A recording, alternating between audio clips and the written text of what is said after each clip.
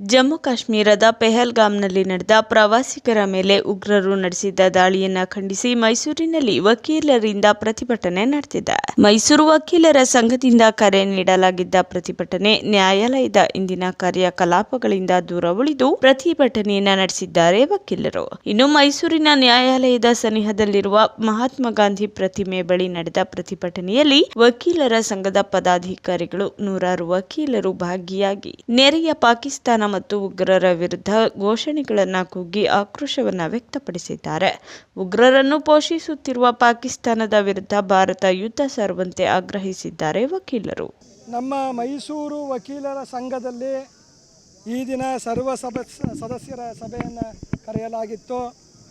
ಉದ್ದೇಶ ಕಾಶ್ಮೀರದ ಪೆಹಲ್ಗಾಮ್ನಲ್ಲಿ ಅಮಾಯಕ ಹಿಂದೂಗಳ ಕಗ್ಗೊಲೆಯನ್ನು ಖಂಡಿಸುವ ವಿಚಾರವಾಗಿ ನಾವು ಇವತ್ತು ಸಭೆ ಸೇರಿದ್ವಿ. ಸಭೆಯ ತೀರ್ಮಾನ ಏನು ಅಂದರೆ, ನಾವು ಕೇಂದ್ರ ಸರ್ಕಾರನ ನಮ್ಮ ಮೈಸೂರು ವಕೀಲರ ಸಂಘವು ಕೆಲವೊಂದು ವಿಚಾರಗಳಲ್ಲಿ ಒತ್ತಾಯ ಮಾಡುತ್ತೆ. ಆ ವಿಚಾರಗಳು ಏನಂದರೆ, ಈ ಕೂಡಲೇ ದೇಶದಲ್ಲಿ ಎಮರ್ಜೆನ್ಸಿಯನ್ನು ಲಾಗು ಮಾಡಬೇಕು, ಈ ಕೂಡಲೇ ಪಾಕಿಸ್ತಾನದ ವಿರುದ್ಧ ಯುದ್ಧವನ್ನು ಘೋಷಣೆ ಮಾಡಬೇಕು, ಎಲ್ಲಿಯವರೆಗೆ ಪಾಕಿಸ್ತಾನ ಭೂಪಟದಲ್ಲಿರುತ್ತೋ ಅಲ್ಲಿಯವರೆಗೆ ನಮ್ಮ ಭಾರತ ದೇಶಕ್ಕೆ ನೆಮ್ಮದಿ ಇರೋದಿಲ್ಲ.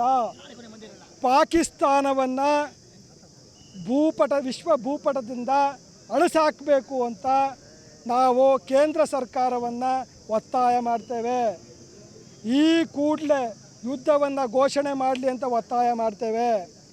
ಕೇವಲ ಅಮಾಯಕರನ್ನು ಕೊಲೆ ಮಾಡಿದ ಉಗ್ರಗಾಮಿಗಳನ್ನು ಸಾಯಿಸುವುದು ಅಷ್ಟೇ ಅಲ್ಲ, ಅಂತಹ ಮನಸ್ಥಿತಿ ಇರುವ ಎಲ್ಲ ಉಗ್ರಗಾಮಿಗಳನ್ನು ನರಕಕ್ಕೆ ಕಳಿಸಬೇಕು ಅಂತ ನಾವು ಆಗ್ರಹಪಡಿಸ್ತೀವಿ ಕೇಂದ್ರ ಸರ್ಕಾರವನ್ನು.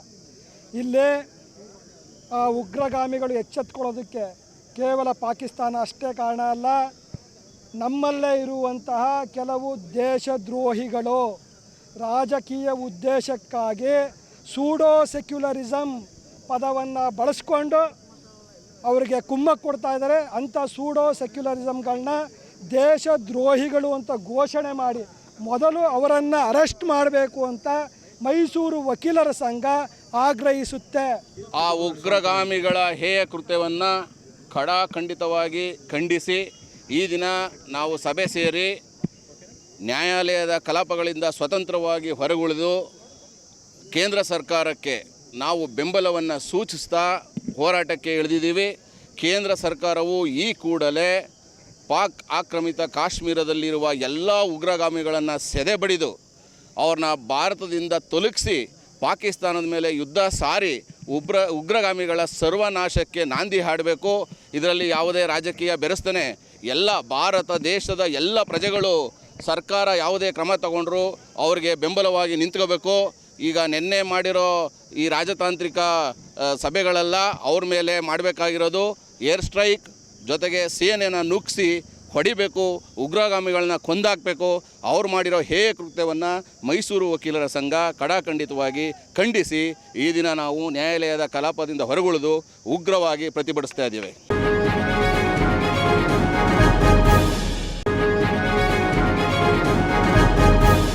ಗುಂಡ್ಲುಪೇಟೆ ಮಂಡಲದ ವತಿಯಿಂದ ಮಂಡಲದ ಅಧ್ಯಕ್ಷರಾದ ಮಹದೇವ ಪ್ರಸಾದ್ ಸಿರವರ ನೇತೃತ್ವದಲ್ಲಿ ಭಾರತೀಯ ಜನತಾ ಪಾರ್ಟಿಯನ್ನು ಆಯೋಜಿಸಲಾಗಿದ್ದು, ಕಾಶ್ಮೀರದ ಪಹಲ್ಗಾಮ್ನಲ್ಲಿ ಹಿಂದೂ ಪ್ರವಾಸಿಗರ ಮೇಲೆ ಇಸ್ಲಾಮಿಕ್ ಉಗ್ರರು ದಾಳಿ ಮಾಡಿ ಹತ್ಯೆ ಮಾಡಿರುವುದನ್ನು ಖಂಡಿಸಿ ಗುಂಡ್ಲುಪೇಟೆ ಪಟ್ಟಣದ ಮಡಹಳ್ಳಿ ಗೇಟ್ನಿಂದ ಎಂಡಿಸಿಸಿ ಬ್ಯಾಂಕ್ ಸರ್ಕಲ್ ತನಕ ಮೌನ ಮೆರವಣಿಗೆಯನ್ನ ಮಾಡಲಾಗಿದೆ. ಈ ಸಂದರ್ಭದಲ್ಲಿ ತಾಲೂಕು ಬಿಜೆಪಿ ಮುಖಂಡರಾದ ಡಿಡಿಎಲ್ ಸುರೇಶ್, ಡಾಕ್ಟರ್ ನವೀನ್ ಮೌರ್ಯ, ನಾಗೇಂದ್ರ, ಯುವ ಮೋರ್ಚಾ ಅಧ್ಯಕ್ಷರಾದ ಶಿವಕುಮಾರ್, ಮಂಡಲದ ಪ್ರಧಾನ ಕಾರ್ಯದರ್ಶಿಯಾದ ರಾಜೇಂದ್ರ ಎಸ್ಎಂ ಹಾಗೂ ವಿವಿಧ ಮೋರ್ಚಾದ ಪದಾಧಿಕಾರಿಗಳು, ಪಕ್ಷದ ಮುಖಂಡರು ಹಾಗೂ ಕಾರ್ಯಕರ್ತರು, ಸಾರ್ವಜನಿಕರು ಕಾರ್ಯಕ್ರಮದಲ್ಲಿ ಭಾಗಿಯಾಗಿದ್ದಾರೆ.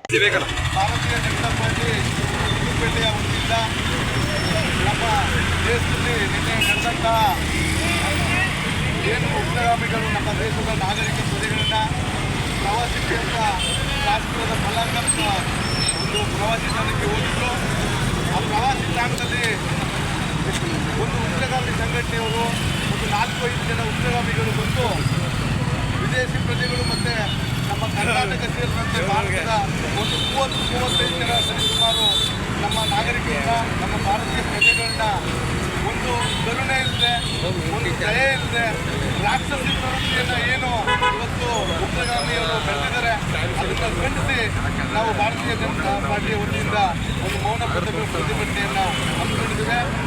ನಾವು ಅರ್ಥ ಮಾಡ್ಕೋಬೇಕು, ಆ ಉಗ್ರಗಾಮಿ ನಿನ್ನೆ ಏನು ಕೇಳಿದ್ದಾನೆ ಅಂತ ಹೇಳಿದ್ರೆ, ನೀನು ಬ್ರಾಹ್ಮಣನೋ, ನೀನು ಲಿಂಗಾಯತನೋ, ನೀನು ಒಕ್ಕಲಿಗನೋ, ನೀನು ಕುರುಬನೋ, ನೀನು ದಲಿತನ ಅಂತ ಕೇಳಿಲ್ಲ, ನೀನು ಹಿಂದೂನ ಮುಸ್ಲಿಮ್ ಅಂತ ಕೇಳಿ ಅವನು ಆ ಒಂದು ಜೀವಕ್ಕೆ ಅವನಿಗೆ ಒಂದು ಅವಮಾನವನ್ನು ಮಾಡಿ, ನೀನು ಮುಸ್ಲಿಮ್ ಅಲ್ಲ, ನೀನು ಹಿಂದೂ ಅಂತೇಳಿ, ನೀನು ಹೋಗಿ ಮೋದಿಗೆ ಹೇಳು ಅಂತೇಳಿ ಓಪನ್ ಆಗಿ ಅವನ ಹೆಂಡತಿ ಮಕ್ಕಳು ಹೋಗಲ್ಕಿದ್ರು ಕೂಡ ಆ ಕೃತ್ಯವನ್ನು ಬೆಳೆದಿದ್ದಾರೆ. ಅಂದರೆ ಪ್ರತಿಯೊಬ್ಬ ಭಾರತೀಯ ಅರ್ಥ ಮಾಡ್ಕೋಬೇಕು, ಇಲ್ಲಿ ನಾವು ಜಾತಿ ಸಂಘಟನೆಗೆ ದೂರ ಆಗಿ ನಮ್ಮ ಭಾರತ ದೇಶವನ್ನು ಹೊಡೆದು ಬೇರೆ ಒಂದು ಉಗ್ರಗಾಮಿ ಸಂಘಟನೆಗೆ ನಾವು ಮುಂದಾಗ್ತೀವಿ.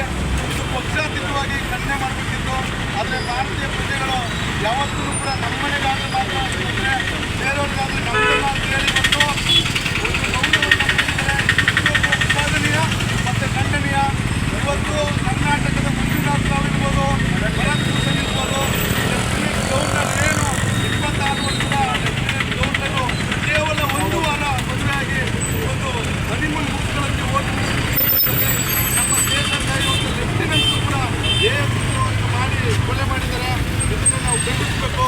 ಖಂಡನೆ ಮಾಡೋದ್ರ ಮೂಲಕ ನಾವೆಲ್ಲ ಪಕ್ಷಾತೀತವಾಗಿ, ಧರ್ಮಾತೀತವಾಗಿ, ಜಾತ್ಯಾತೀತವಾಗಿ ನಾವೇನಾದರೂ ಖಂಡನೆ ಮಾಡಲಿಲ್ಲ ಅಂದರೆ ಇವತ್ತು ಮಂಜುನಾಥ್ ನಾವು ನಾಳೆ ನಾವು ನೀವು ನಮ್ಮ ಮಕ್ಕಳು ಅಂತ ಒಂದು ಹೆಸರನ್ನು ಕೊಡ್ತಾ ನಾವು ಪಕ್ಷಾತೀತವಾಗಿ ಈ ಘಟನೆಯನ್ನು ಗೆಲ್ಲಿಸಿ ಬಸವಣ್ಣವ್ರು ಹೇಳ್ದಂಗೆ ದಯವಿಲ್ಲದ ಧರ್ಮ ಯಾವುದಯ್ಯ ಅಂತ ಪೂರ್ಣಚಂದ್ರ ದೇವರನ್ನು ಹೇಳ್ತಾರೆ. ಧರ್ಮವನ್ನು ಕೊಂದು ಒಂದು ಧರ್ಮದ ಜನರನ್ನು ಕೊಂದು ಹಿಂಸೆ ಮಾಡಿ ಇನ್ನೊಂದು ಧರ್ಮವನ್ನು ಉಳಿಸ್ತಾರೆ ಅಂತ ಒಂದು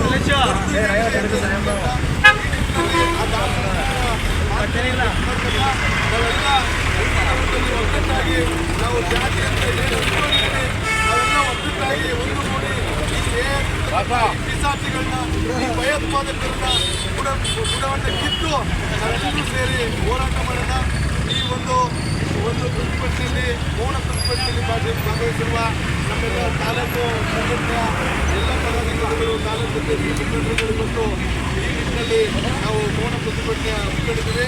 ನಾವು ಮುಂದೆ ಈ ಬ್ಯಾಂಕ್ ಸರ್ಕಲ್ವರೆಗೆ ಮೌನ ಪ್ರತಿಭಟನೆ ಹೋಗಿ ಹಸಿ ಮಾನವ ಸರಪಳಿ ಮಾಡಿ 2 ನಿಮಿಷಗಳ ಕಾಲ ಏನು ನಮ್ಮ ಭಾರತೀಯ ಪ್ರಜೆಗಳು ಬಂದಿದ್ದಾರೆ ಅವ್ರಿಗೆ ಒಂದು ಶ್ರದ್ಧಾಂಜಲಿಯನ್ನು ಸಲ್ಲಿಸಿ, ಆತ್ಮಕ್ಕೆ ಶಾಂತಿ ಅಂತೇಳಿ ಶ್ರದ್ಧಾಂಜಲಿಯನ್ನು ಸಲ್ಲಿಸಿ ನಾವು ಕಾರ್ಯಕ್ರಮವನ್ನು ನಿರ್ಣಯಗೊಳಿಸುವಂಥ ಅವಕಾಶಕ್ಕಾಗಿ ನಾನು ಧನ್ಯವಾದಗಳನ್ನು